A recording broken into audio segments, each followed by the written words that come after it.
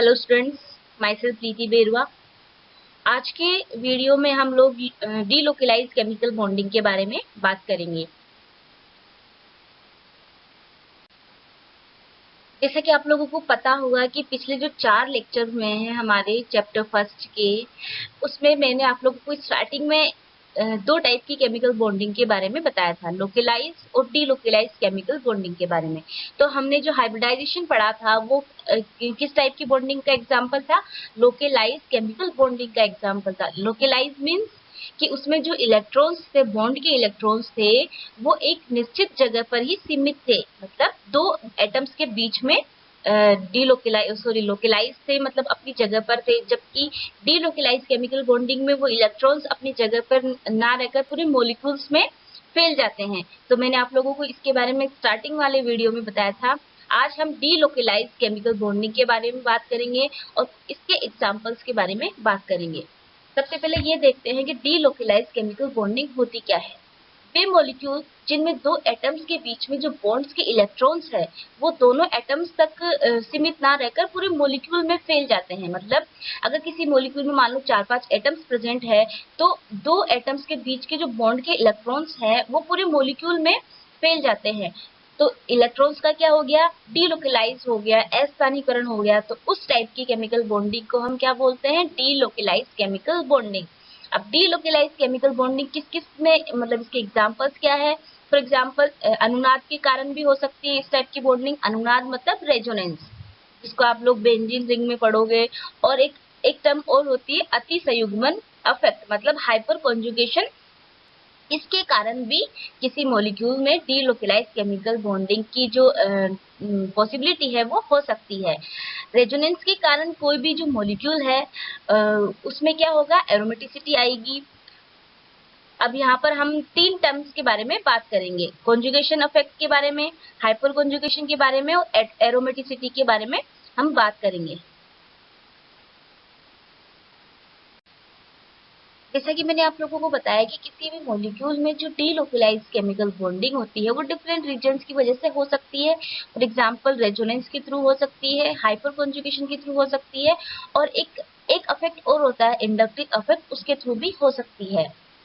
सबसे पहले हम ये समझते हैं कि इंडक्टिव इफेक्ट या प्रेरणिक प्रभाव होता क्या है। माना कि हम कोई एक मॉलिक्यूल है, उसमें 2 एटम्स प्रेजेंट है।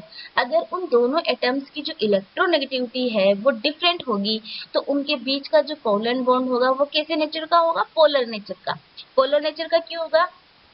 क्योंकि दोनों एटम्स की जो इलेक्ट्रोनेगेटिविटी वो डिफरेंट है। जिस एटम की इलेक्ट्रोनेगेटिविटी ज्यादा होगी उस पर नेगेटिव चार्ज आएगा, और जिसकी इलेक्ट्रोनेगेटिविटी कम होगी उस पर पॉजिटिव चार्ज आएगा। तो एक तरह से क्या हो गया? चार्ज आयंस हो गए, तो उनके बीच का जो बॉन्ड है वो कैसा होगा? पोलर नेचर का होता है।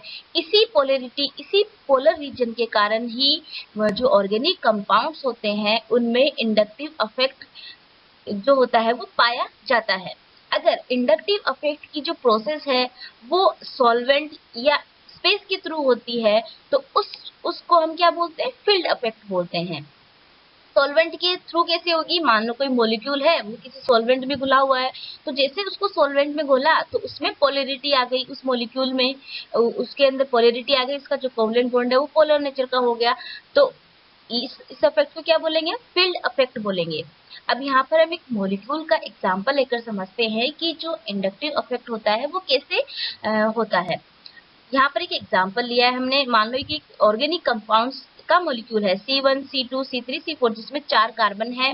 चारों कार्बन की वैलेंसी 4 होती है, आप लोगों को सबको पता ही होगा। यहाँ पर मैंने ओनली सिंगल वैलेंसी बता रखी है।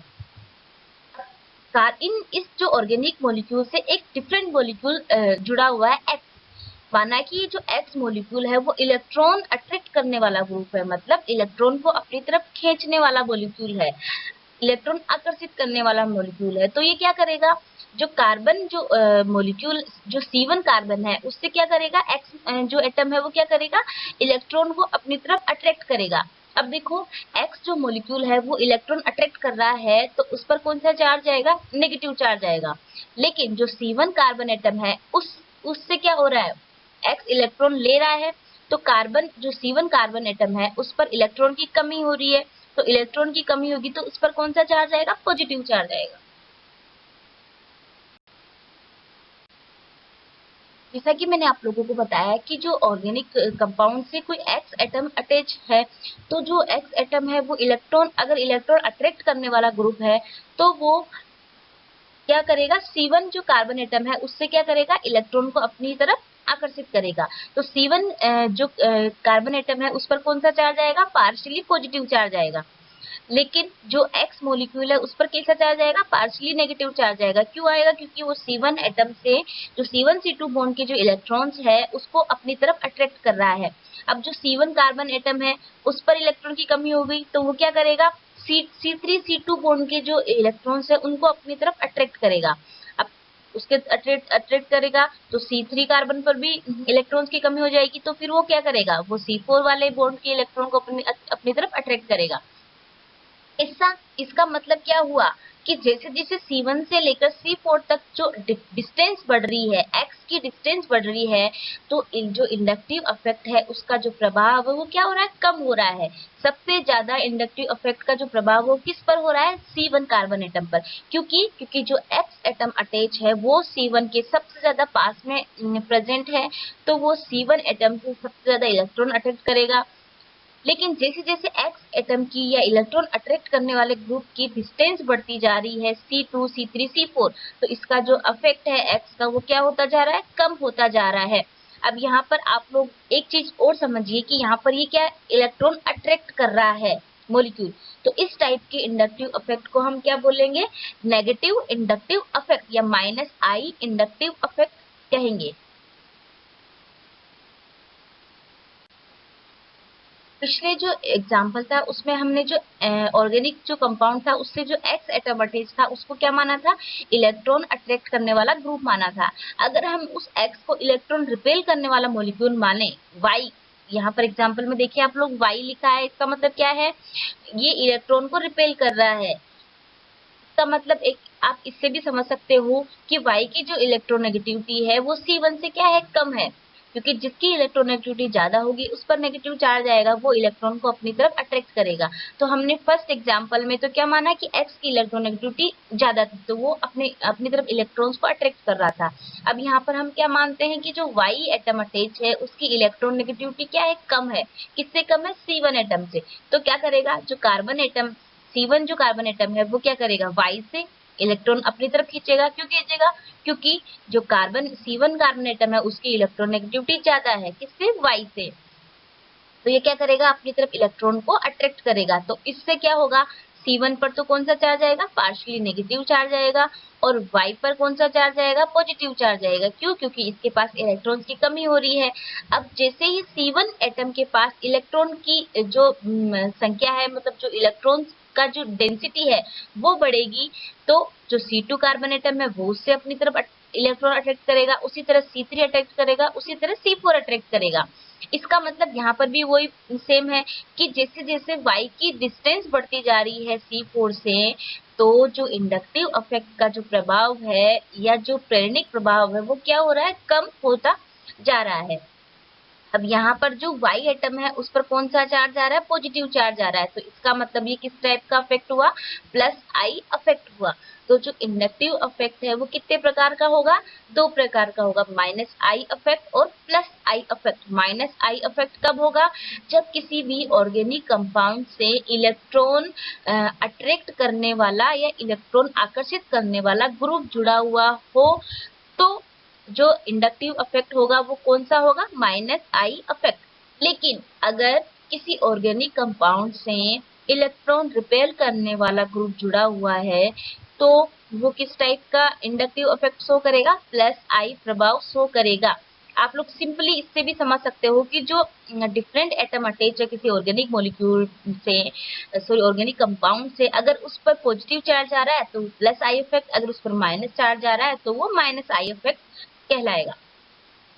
इसको आप लोगों को ध्यान से समझना है, क्योंकि आगे जो भी रिएक्शंस वगैरह होगी उसमें बहुत ज्यादा इंपॉर्टेंस है इसकी।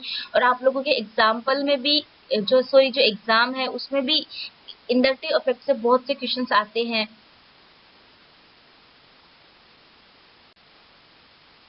यहाँ पर जो टेबल दी गई है उसमें कुछ ग्रुप्स के एग्जाम्पल दिए गए हैं, जिनको आप लोगों को क्या करना है, याद करना है कि प्लस आई इफेक्ट कौन सा ग्रुप शो करेगा और माइनस आई इफेक्ट कौन सा ग्रुप शो करेगा।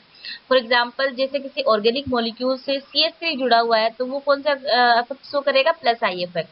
CH2R ग्रुप जुड़ा हुआ है तो कौन सा, प्लस आई इफेक्ट। उसी प्रकार COO माइनस ग्रुप जुड़ा हुआ है तो प्लस आई इफेक्ट है। S माइनस ग्रुप जुड़ा हुआ है तो प्लस आई इफेक्ट है। और माइनस आई इफेक्ट वाले कौन कौन से ग्रुप्स हो सकते हैं, COOR, CHO, COR, chloride, bromide, iodide, जितने भी हेलोजेंस है वो OR, SH, SR, ये सारे ग्रुप्स कौन से हैं, माइनस आई इफेक्ट वाले।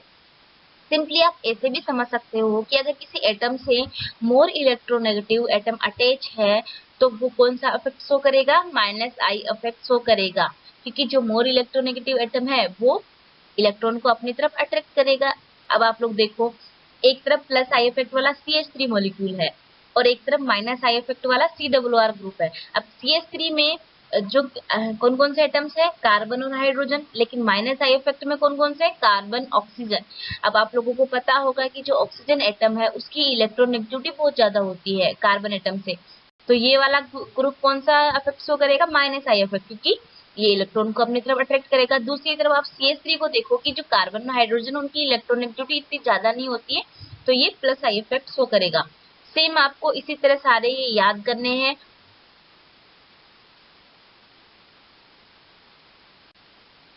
इंडक्टिव इफेक्ट के क्या क्या यूज है, फर्स्ट यूज ये है कि जो भी ऑर्गेनिक एसिड्स है उनकी एसिड स्ट्रेंथ हम इंडक्टिव इफेक्ट की सहायता से ज्ञात कर सकते हैं।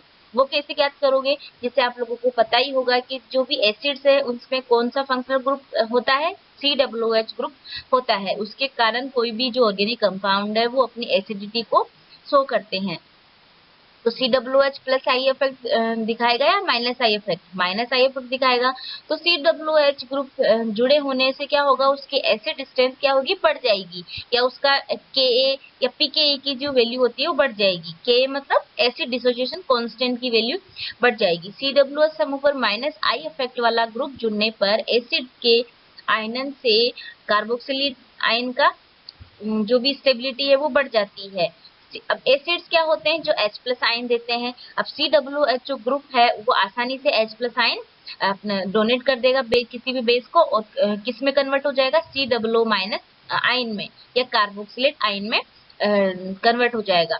तो जो नेगेटिव आयन है उसके डीलोकेलाइजेशन से इसकी जो एसिड की स्ट्रेंथ है वो क्या होती है, बढ़ जाती है। इससे एसिड का आयनाइजेशन बढ़ जाता है और H प्लस आयन आसानी से वो किसी भी बेस को डोनेट कर सकता है। यहाँ पर एग्जाम्पल लेकर समझते हैं कि किसी जो भी ऑर्गेनिक कंपाउंड्स है उनकी एसिडिटी को हम कैसे निकालेंगे। हमने यहाँ पर 3 एसिड्स का एग्जाम्पल लिया, फॉर्मिक एसिड, एसिटिक एसिड और प्रोपियोनिक एसिड। आप लोगों को सबको इनके फॉर्मूला तो लिखना आता ही होगा क्योंकि आप लोगों ने 12th में सीखा है। तो अब आप लोगों से अगर कोई पूछे कि फार्मिक एसिड, एसिटिक एसिड या जो प्रोपियोनिक एसिड है उनमें से कौन सा एसिड स्ट्रॉन्ग एसिड है, तो आप लोग कैसे पता करोगे, आप लोग उसमें इंडक्टिव इफेक्ट के बारे में देखोगे। इंडक्टिव इफेक्ट से आप लोग पता करोगे। फॉर्मिक एसिड का फॉर्मूला क्या होता है, COOH। एसिटिक एसिड का CH3COOH। और जो प्रोपियोनिक एसिड होता है उसका फॉर्मूला क्या होता है, CH3CH2COOH। अब आप लोग देख रहे होंगे कि जो फॉर्मिक एसिड है उसमें COOH से कौन सा ग्रुप अटैच हो रहा है, हाइड्रोजन। लेकिन जो एसिटिक एसिड है उसमें कौन सा ग्रुप अटैच हो रहा है, CH3। उसी प्रकार जो प्रोपेनिक एसिड है उसमें कौन सा, COOH से कौन सा ग्रुप अटैच है, CH3CH2। आप लोग उस टेबल में जाइए जो मैंने पिछले स्लाइड में आप लोगों को बताया है, प्लस आई इफेक्ट और माइनस आई इफेक्ट वाले। अब इसमें जो CH3 ग्रुप है वो कौन सा इफेक्ट शो करेगा, हाइड्रोजन, और जो CH3 ग्रुप है वो कौन सा इफेक्ट शो करेंगे, प्लस आई इफेक्ट। तो जैसे जैसे आप फॉर्मिक एसिड से प्रोपेनिक एसिड की तरफ जा रहे हो तो क्या हो रहा है, प्लस आई इफेक्ट बढ़ रहा है।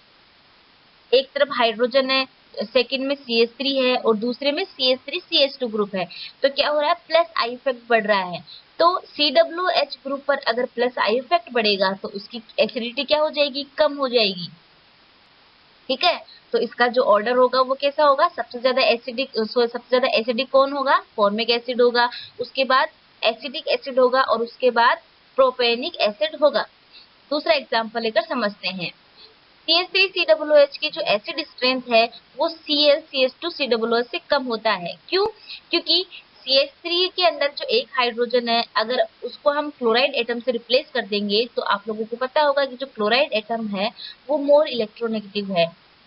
तो उससे क्या होगा, एसिटिक एसिड की जो एसिड स्ट्रेंथ है वो क्या होगी, बढ़ जाएगी। तो CH3COOH और ClCH2COOH में से कौन ज्यादा एसिडिक होगा, ClCH2COOH बढ़ जाएगा, क्योंकि Cl माइनस का जो माइनस आई इफेक्ट है वो CH3 के प्लस आई इफेक्ट से ज्यादा होता है।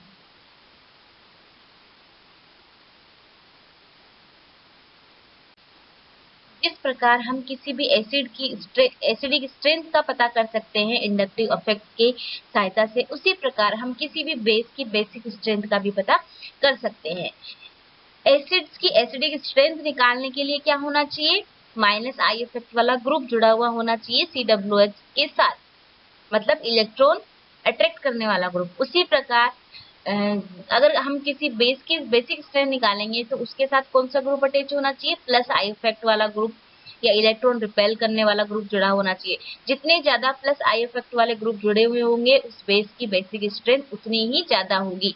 और एसिडिक स्ट्रेंथ कैसे निकालेंगे, जिस भी एसिड में जितने ज्यादा माइनस आई इफेक्ट वाले ग्रुप जुड़े हुए होंगे उसकी एसिडिक स्ट्रेंथ उतनी ही ज्यादा होगी। तो आप लोग इसे पढ़ लीजिए। फॉर एग्जांपल जैसे हम लोग एग्जांपल लेके समझते हैं, यहाँ पर प्राइमरी एमीन है, सेकेंडरी एमीन है और टर्शियरी एमीन है। प्राइमरी एमीन का फॉर्मूला क्या होता है, RnH2, और जो सेकेंडरी एमीन का R2NH और टर्शियरी एमीन का R3N। अब आप लोग इसमें देख रहे होंगे कि सबसे ज्यादा प्लस आई इफेक्ट वाले ग्रुप किस में जुड़े हुए हैं, थर्ड वाले में R3N में, फिर R2NH में और फिर RnH2 में। तो यहाँ पर सबसे ज्यादा जो बेसिसिटी है वो किसकी होनी चाहिए थी, R3N की होनी चाहिए, लेकिन यहाँ पर R2NH की होती है। क्यों होती है, क्योंकि जो R ग्रुप है वो बहुत बड़े ग्रुप होते हैं। तो क्या होता है, स्टेरिक हिंड्रेंस के कारण इसकी जो बेसिसिटी है वो क्या हो जाती है, कम हो जाती है नाइट्रोजन एटम की। सबसे पहले आप लोगों को ये तो पता होगा ना कि एसिड अपनी एसिडिटी कैसे शो करता है और बेस अपनी बेसिसिटी कैसे शो करता है। एसिड्स में हम H प्लस आयन या प्रोटॉन जो डोनेट करता है उसकी बेसिस पे देखते हैं, और बेसिसिटी किसके बेसिस पे देखते हैं, हम इलेक्ट्रॉन पेयर कितनी आसानी से डोनेट कर रहा है। तो यहाँ पर जो नाइट्रोजन एटम है वो अपने इलेक्ट्रॉन पेयर जितनी ज्यादा आसानी से डोनेट करेगा वो उतना ही ज्यादा स्ट्रॉन्ग बेस होगा। तो R3N जो टर्शियरी एमीन है उसमें बड़े बड़े जो R ग्रुप है वो अटैच होने के कारण जो नाइट्रोजन एटम है अपने जो लोन पेयर है वो आसानी से डोनेट नहीं कर पाता। इस कारण इसकी जो बेसिसिटी होती है वो R2NH से कम होती है। तो इसका ऑर्डर क्या होगा, सबसे ज्यादा बेसिसिटी किसकी होगी, R2NH की, फिर किसकी होगी, R3N की, उसके बाद किसकी होगी, RnH2 की होगी।